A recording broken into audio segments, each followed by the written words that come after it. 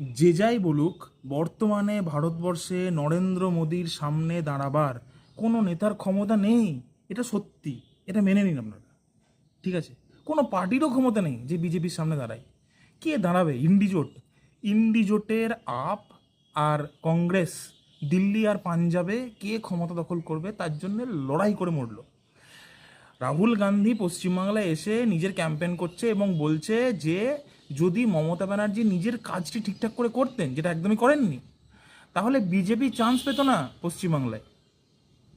আর মমতা বন্দ্যোপাধ্যায় যেভাবে বিধায়করা চলে যাচ্ছে, ওভাবে মানুষের মানে শেয়ার মার্কেটে টাকাও হারায় না, এত তাড়াতাড়ি চলে যাচ্ছে। আর দিল্লি গেছেন দিদি ইন্ডিজোটের মিটিংয়ে, যে কী করে বিজেপিকে হারানো যায়, সম্ভব। এই মুহূর্তে এই স্বপ্নটা আপনাদেরকে ছাড়তে হবে। এই স্বপ্নটা দেখেন না, ঠিক আছে? নিজের নিজের কাজ করুন, হ্যাঁ, আরাম করুন, চিল করুন, ঠিক আছে? আর লেফটের কথা আর কী বলবো, লেফটের জন্য মাঝে মাঝে আমার খারাপও লাগে খুব। বেচারারা পশ্চিমবাংলায় জিরো ছিল, দেশে একটা রাজ্য ছিল, যেই পশ্চিমবাংলায় একটা পেলো ওই জন্য সারা দেশে হারিয়ে ফেললো। সারা দেশে এখন কোনো রাজ্যেই নেই।